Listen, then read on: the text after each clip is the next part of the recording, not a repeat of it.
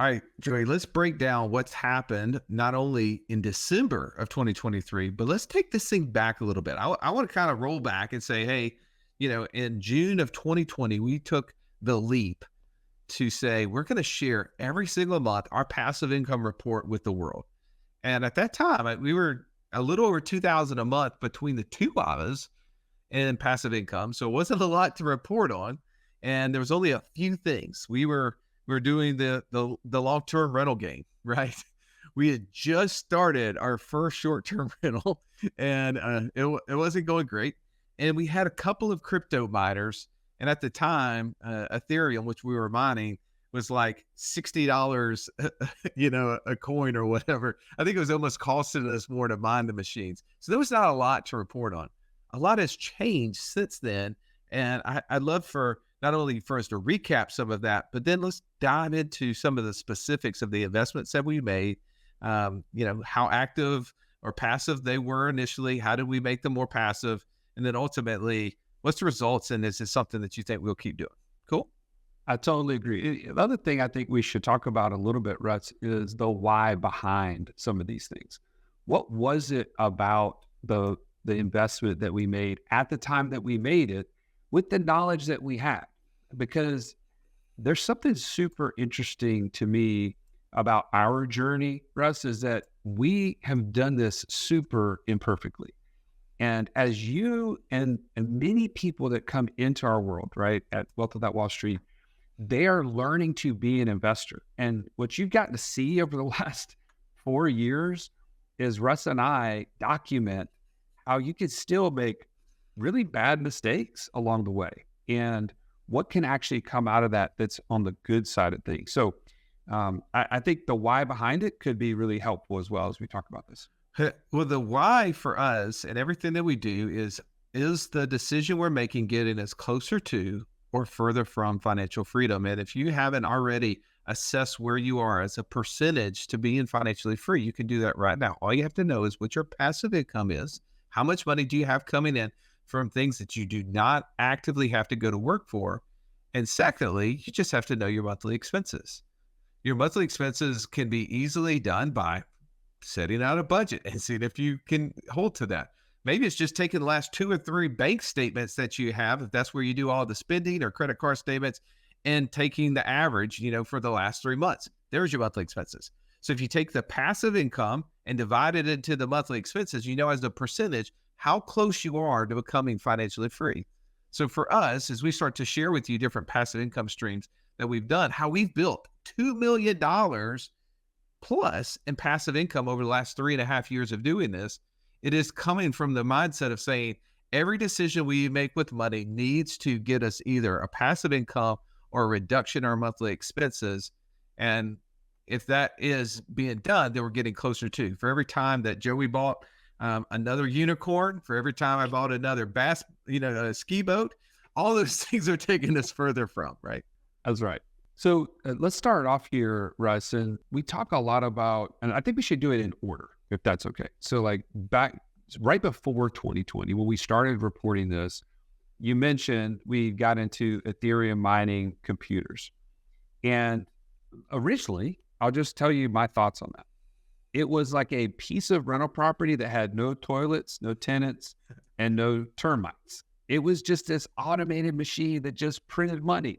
And as long as the cost to power it was less than how much it was creating, that would have been easily a cash machine. It would have been a piece of real estate that just continued to produce. Now, it didn't work out that way exactly, but I'm just want to tell you the mindset that I had when we got into it. What would you add to that? It was cool.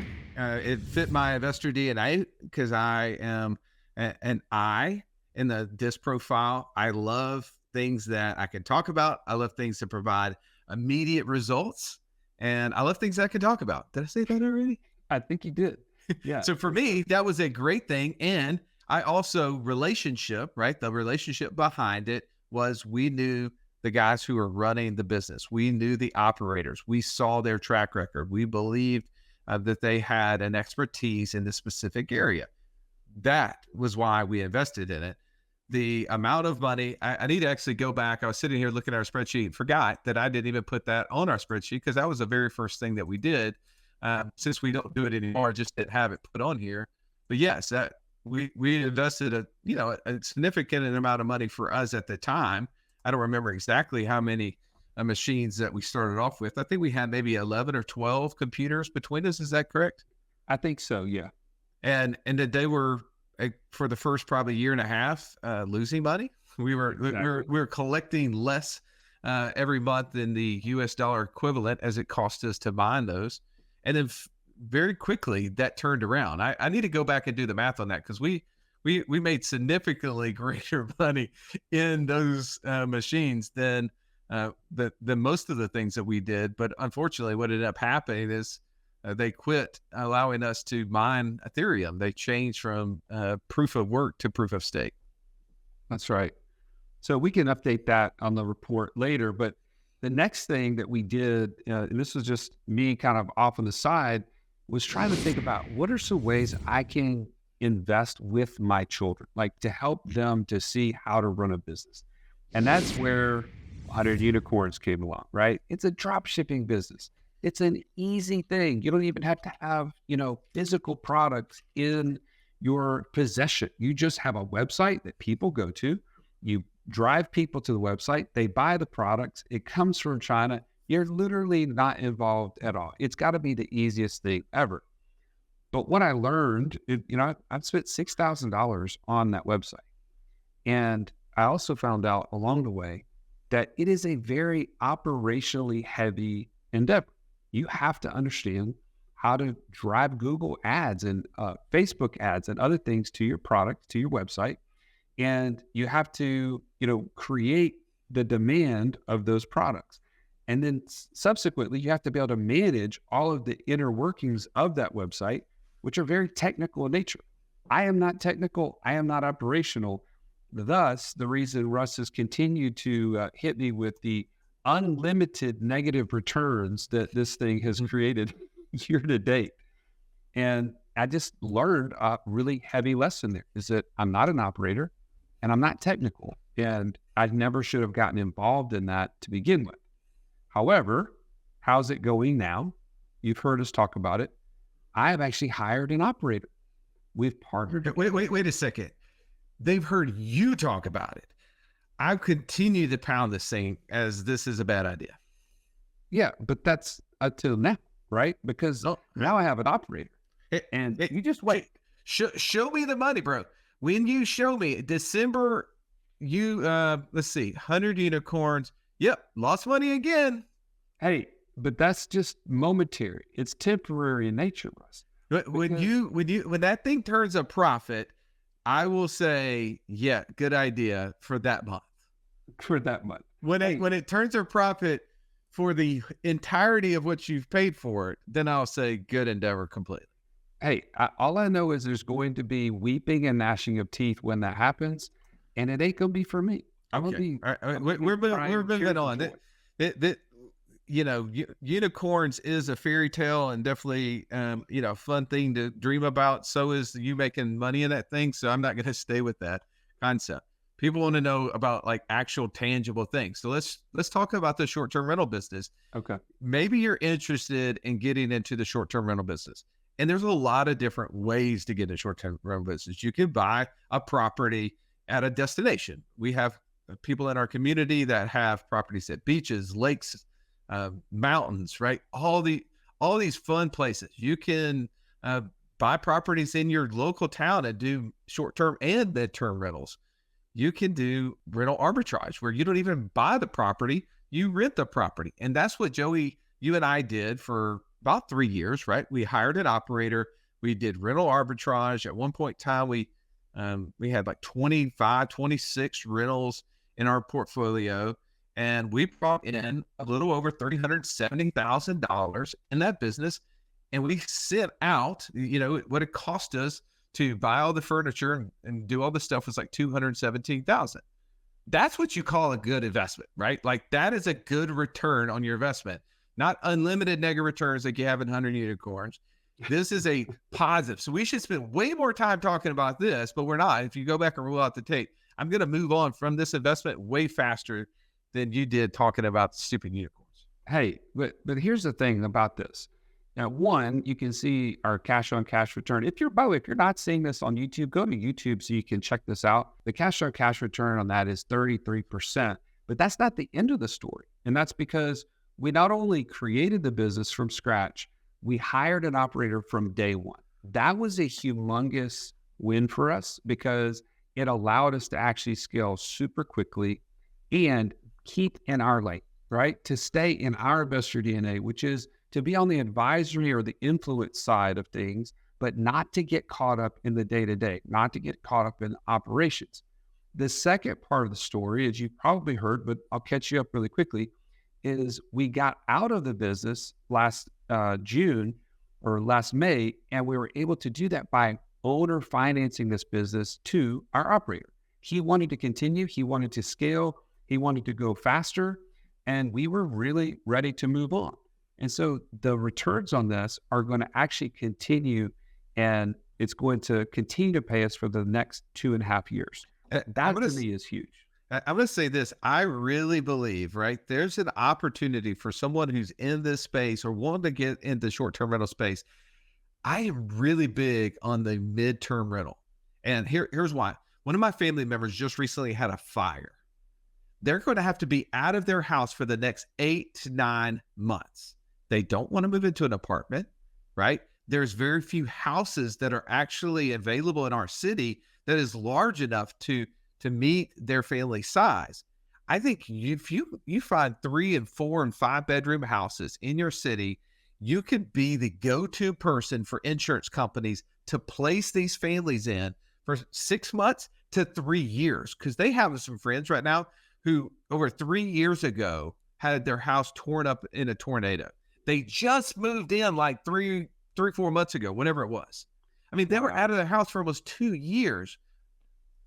There's just so much opportunity. Like literally we could like make a fortune in that space. If you want to be an operator and you don't want to do the short-term rental, like the Airbnb and dealing with VRBO, you want to have somebody in there for long term, but you want to get paid at a greater rate than the long-term rates, because you can actually get a 20 to 30% premium from the insurance companies and have someone in that space as if you were having a long-term rental. All right, moving on. Syndications is something that we talk about a lot is, you know, if your investor DNA is like, I like consistency. I like something where I can analyze the numbers. I like the idea that I'm literally going to be a passive investor. I'm not going to have to go try to determine the market that I'm investing in. I'm not going to have to try to place an operator.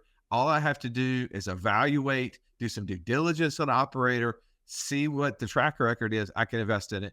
You and I did that and many different things on this list. We invested in an ATM investment, right? This was 3.5 years ago, or three years and some months ago. Right. We put $104,000 in that deal, and every single month we get paid a little over $2,100. And so our cash on cash returns somewhere around 25%. That doesn't include the tax benefits that we got. Now, this is one of those investments where at the end of 7 years, so we get about little less than 4 years left of getting that money, it will be that investment will go away. But that's been a very lucrative, but also very satisfying investment from the passive side of my nature. What about for you? Yeah, and I'll just add this. So I'm an S profile, which means I'm super steady, loyal. Like I like to have relationships. And I think that that's what is really interesting to me about syndications is the relational aspect. If you get to know somebody who's an operator and you get to know them as more than just, hey, this is a good rate of return in this investment, but you get to know the person. You get the investment itself, whatever they show you on that first page of that prospectus, the future projected returns, those are going to change. But the person is something that you need to know and you need to go deep with in order to know if this is something that you want to partner with them. That's why like working in business relationships is interesting to me. As long as you know the person, it's something that you can feel good about as an S profile to put your money to partner your strengths and their strengths together. If you've listened to our show for any length of time, you've heard us talk about infinite banking and how we are able to use that concept to create over $50,000 a month in passive income. But it's just not that easy to figure out, how does this all connect into my own personal system? Stallion, that's why we created the passive income operating system, bro. It shows you how to turn active income into passive income. It makes all the steps come together. If you would like to get access to it as a podcast listener, we've never given this away in public before, go to what'swhatwallstreet.com/PIOS. There was nothing worse than walking into class when you're in school and the teacher saying, pop quiz day. Why? Because you were unprepared. Are you unprepared though for financial freedom? Don't be. Find out how close you are by taking our 30-second quiz at wealthwithoutwallstreet.com/quiz. It's staying in the syndication space. We've done several things that was fairly passive, right? And a lot of those have come recently. Like one of the things we did, we've been accumulating a significant amount of cash in a lot of different places that, specifically in our infinite banking systems. So if you're looking on this list, you're watching, you notice that we have this column where we say level 3 IBC. Well, level 3 IBC is when we're investing in partners, investment people, as well as in third parties, people that may be unrelated to us. And we've done that. We've bought a number of life insurance policies from people over the years. And in just those, so these are just on investment people. This is not on me and Joey. This is not on our family members. These are on third parties, because level 1 is when you invest, when you buy insurance policies on yourself and your spouse. Level 2 is when you buy insurance policies on your kids and parents. Well, level 3 is when you start buying them on employees, people that you're partnered with, investment people, third-party people. Well, you notice that we have over $500,000 that we've put into these life insurance policies. Well, as we started looking at the cash that we were accumulating at the end of last year, we're like, okay, we've got people that we've got to know very well. We like the investment opportunities that they're in. And so we started just clicking off investments into those specific areas. And what we're going to be doing throughout 2024, sharing with you what are the results of those specific investments. Well, let me just give a shout out really quickly to, how do you get to a point where you feel really comfortable investing with somebody from a relational standpoint? And it's like, you got to build it, right? It doesn't just happen on accident. It doesn't just happen by reading, again, their prospectus or their projections. You get to know the person. Well, what that vehicle has been for you and I, Russ, is the passive income mastermind, right? If you don't have a place where you're going and being around other investors and operators, there are plenty of operators within our mastermind that you can get to know at a personal level. And for us, the last few deals that we've done have been like Cultivate Collective, IHG Opportunity Fund, and Art Multifamily are all members of our mastermind. Like, those are people we've gotten to really spend time around and to go deep on exactly what their business plans are and do they align with what we're trying to accomplish with. And as those things were all checked, bang, it just made it super easy for us to know exactly where to send those dollars that have been accumulating. So we get asked this question about land investing or land flipping, depending on who you're talking to. That's one of those conversations that comes up. Many people that are listening to this right now, you might be a land investor. You're out there buying raw land from someone and turning around and selling it on notes. God bless you. I love you for being able to do that. I truly believe that if I would have learned about this as little as 7 years ago, Stallion, I've said this over and over again, as little as 7 years ago, I would not be on this podcast right now. There would be no such thing as Wealth Without Wall Street, at least would be a part of it. That's all I would be doing. I would be buying and selling raw land just solo and laughing at you with 100 unicorns still. This would be all I'm doing. I think that this is such a humongous opportunity, such a great business, but it does require you on the front end to spend a lot of time and effort to build the business. It's not effortless. It's not passive initially as you're building it. Now, the reason I say I would have done it as little as 7 years ago, because we were not doing these things. We were just learning a lot of these ideas. I had cash in my infinite banking systems. I could have had the ability to do it. I had a little more time at that point. Well, as we built the businesses, we didn't have the time to do this personally. We had to find a way. We we had to partner with someone. And so we partnered with a team who already had an operating business in the land investing space. And people say, well, how's that working out for you? Well, how's it working out for us, Dave? I'd say, as they say, strong to quite strong. We've invested a total of $400,000 into this business. And to date, the enterprise value, let me explain that, the total of all the land notes that have been created, that means the payments that will be coming to us over the next 5, 6, 7, 10 years, depending on the note length, is almost was a little bit over $1.3 million. Now, that is pretty amazing. In fact, the cash on cash return there is 63% based on the cash flow that we're receiving right now. And as you heard on previous reports, that cash flow is just topped 30,000 per month. And so that's where that's coming from. Now, explain how the IRR on this column here is, Russ.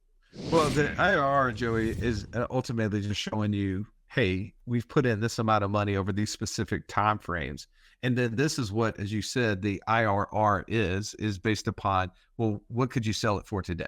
So if somebody came and they probably are not going to give us the full 1.3 million, right? They're going to want some sort of discount off of that. But if we had no discount associated with it, it's around 46%. I love showing this because our land investing people are like, oh, don't do a thing under 72%. Like, I will not even look at something. And I'm like, that's great. I love you for that. Like, but here's the deal is that if I actually showed them, well, the 400,000 that we invested in this actually was borrowed against our life insurance policy. So all we had to do is pay the interest on the 400,000. Our return is somewhere, like 125% or something like that. So I'm good. We're definitely achieving. Don't rub it in. More than the 72%, but that's kind of where that number comes from. We've also done some other investing in other operators, right? Where we found other little asset classes that we were interested in, that we want to dip our toe in, not major investments for us, which I think if you're a beginning investor, this is maybe an area you find something where you can dip your toe in. You can kind of experience it by being close to an operator, being very close into maybe a new business. Talk a little about some of those that we've invested in and some of the results. Yeah. So I'll just say one of the other mastermind members that we have, Jamie Bateman, started in a note fund, right? A mortgage note fund where he's buying distressed notes, mortgages on properties that the bank is willing to sell at a discount. And in some cases, that turns into just getting the note back to where it's paying on time and then reselling it. There's all sorts of strategies around notes. The point about it is super interesting to me coming from the mortgage background that I have, but it was very technical. And as I learned from my lesson, 100 Unicorns, it's not something I wanted to learn and actually do myself, like hands-on, but I really appreciate the strategy and the business plan. And so Jamie is an expert. He is an operator. And so we were able to invest alongside him with the Integrity Mortgage Note Fund. And we invested about $25,000 with him. We received almost $4,000 back. And so the cash on cash right there is 7%, but we look to be closing that out here in the next 12 to 18 months with him. And it's just been a great way to consistently get cash flow without having any sort of headache, hands-on. And I love the asset class behind it. It's really solid notes against property that are considerably less than the value of the home. So here's what can't lose with that. So here's one of those things where people say, well, guys, you're earning 30% in some things, 25%, 60%. Why would you put money in something that was only earning around 7%? The value of learning a business and how things work make it worth it, right? So like the way this fund actually operates gives us more insight to how to do other deals. So while at the time we had cash in our insurance policies and it was costing us less than 5% to borrow the money, and we were turning around and loaning it out basically to earn a 7% cash on cash return. So we had profitable margin there, right? It was basically almost a risk-free investment. I say almost, right? That deal can go bad, but it was almost risk-free, but really it was the education that we were gaining by watching how that deal is done, because how we can then use that same concept, some of the same intellectual ideas from it, we've been able to apply in other deals that we've done that give us a much greater return. So that it is not always what is the return on that specific deal, is what's the return on the information that we get. So the ROI is not always on investment. Sometimes it's on the information, which allows you to do other deals in the future, which have way greater results that don't always show up. There's the seen and there's the unseen. We also invested in a small operator, somebody who had started an e-commerce brand that were selling, it was a candle business, stack candles. And we made a $30,000 investment. And that business, the first couple of years, we were actually spending most of the money paying down the previous owner. They had owner financed the business. And so we were paying off that debt to them to get them out of that space. And so of late, actually, the income has significantly increased. Right now, for the year of 2023, we averaged about 11% cash on cash return. But when you look at how much we're earning right now on it, it's moving closer to 25%. When we get into 2024, you'll see some of those numbers, because in December, Stallion, our little distribution from our little investment there was $1,500, right? Like Imagine how, if you're listening, as you're listening to this, think about that. Like, if you can make a $30,000 investment and get $1,500 back a month, how many of those deals would you do, right? And you have stake in a business, right? So we're not showing the asset value of these companies that we have small, percentages in. Those are numbers. Well, when there's an exit, whenever there's a return of principal, all those dollars are going to come flushing back to us as well. But think about it, that you want as many of those opportunities as you can find. And that's just one of those little small deals. Now, I don't know about this next one, Joey. We talked about the Ethereum mining. We buying these computers. We were mining Ethereum. And I'm going to do this for the next time. I'll give you a recap. I should have done this earlier, me forgetting to do things. I bet you we made 300, 400, 500% in the Ethereum mining space when we had those mining computers. We decided that works so well that we're going to get into a Bitcoin mining fund, right? We're going to go buy Bitcoin mining machines, and we're going to, put a significant amount of capital. So we put 175,000 into that deal, and we're going to start mining Bitcoin. To date, that 175,000 has produced a whopping 7,100. And we're a year and a half into this deal. Yeah, that would not be strong to quite strong, Russ, as we're defining what strong and quite strong. Yeah. So if anybody out there is rooting on Bitcoin to keep growing in price, so are we, because it requires Bitcoin to be a little over 32,000, I think, in USD to the coin for it to actually turn a profit. So now that we're over 40,000 a coin, now we're starting to see some returns. So let's just keep on rolling. Just keep it going, right? Well, and I want to add this, though. Out of this whole list, this is the one that I feel like we set to invest based on having an alternative to our cash, right? It was never intended to be this. The way that crypto is typically positioned is like this: I'm going to trade it like a stock almost to create some constant return and just keep creating an active income to do that. That has never been our intention. Our intention was always to start to put money into something that could be an alternative, almost like a gold type of hedge against the US dollar crashing or otherwise. So I give you that as my kind of, 2 cents on that, but it has been somewhat disappointing even in light of that. We're not going to beat a dead horse unless they're unicorns, and those aren't dead. Those just never existed. But we made a couple $100,000 mistake and invested in a bad situation. We call it a Ponzi scheme, and we put that on here too. No returns, but lessons learned, right? Turo. We've done Turo.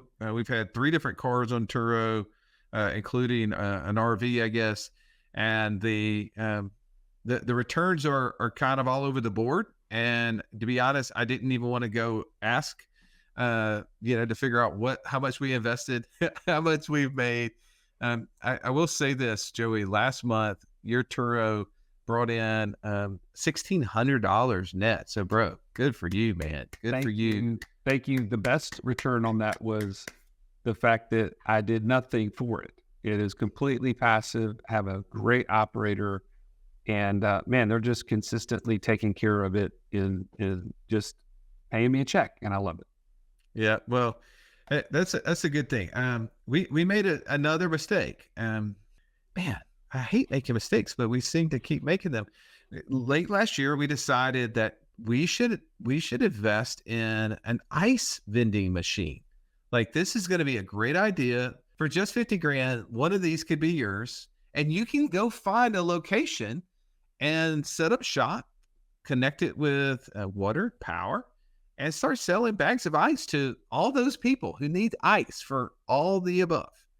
On a day when it's 18 degrees in Birmingham, it's hard to get excited about ice. Hey, you know that old phrase that you could sell ice to an Eskimo? Like, I'm looking for you, okay? Like, I'm looking if you can sell ice to anyone, unless Eskimos or, Alabamians, anybody that you know. Hey, by the way, we will ship this thing to you for 50 grand or so. Like, if you want this opportunity, I can pass this along to you, because we have yet to in the way. You're not going to stand in the way. We have yet to find the location for this. Now, I will kudos to you. You actually went and attempted to go talk to somebody. I've made 0 attempts. I've talked about a couple ideas, but I'm the idea guy, not the follow through guy. So this is one of those things that I think is a bad idea now, as I look back on it and I see what we invested in. Total return to date is a big whopping 0. You got to plug it in to get a return, I think, is what they said. Well, you actually have to take ownership of it, like have it here. Like, we've shipped money to somebody. Somebody's just like, we got the machine and we got 50 grand. This is great. This is an amazing business. Like, that's the model of all models. The last thing that's on our report here is we did a deal with our good friend Travis Smith. We invested in his technology, TriVest, something I believe is going to be a game changer for you as you're trying to build passive income, not only investing alongside of friends and family, but also for those of you who've been doing syndications and investing and building your knowledge base. There's going to be an opportunity for you to build passive income by being able to do single purpose vehicle deals, by being able to work with other syndicators. And definitely encourage you to reach out to TriVest and look into all the things that they're doing there. Definitely a space where I think that's going to have lots of opportunity. So we've done a deal with them. We did a debt deal with them, and it's getting us 10%. But more importantly, that was an investment in you. That was an investment in you, Tribe, that we want that technology, in the startup phase. I know how hard it is. Capital's is being churned through.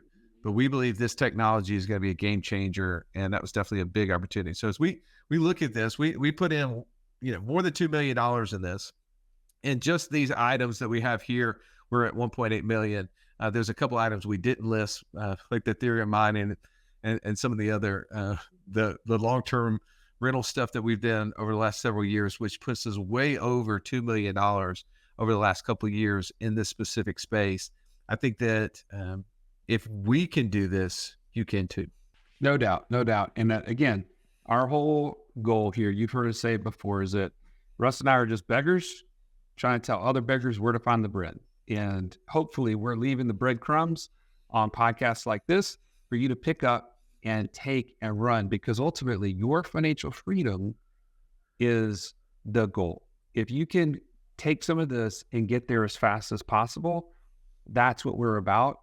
If you need help on that journey, you can always reach out to us at wealth.wallstreet.com/free call. Talk to one of our coaches. Determine if working with one of them to shortchange, to borrow the time and to create and compress that time to get to financial freedom as fast as possible is for you. We can certainly help you along the way. But As always, we appreciate you tuning in. So as we recap this, in 2023, we brought in a net passive income of $568,484.06, which was a 4% increase over 2022. And I made you the promise in 2024, Stallion, that we're going to grow that by more than 25% this year. And it's one, because of some of the investments we've already made, but we have a couple of big ones that are about to start paying off. I think that that's going to help us get to that number. So hopefully you found value in today as we shared all of this. A lot of numbers. So if you weren't watching this live with us, you haven't gone back and watched the YouTube video, it'll probably make a little more sense. As always, we appreciate you for listening. Have an amazing day. This has been the Wealth Without Wall Street podcast. Don't forget to subscribe to the show to break free of the Wall Street mindset and begin building wealth on your own terms in places you understand so that your wealth will never run dry. See you next episode.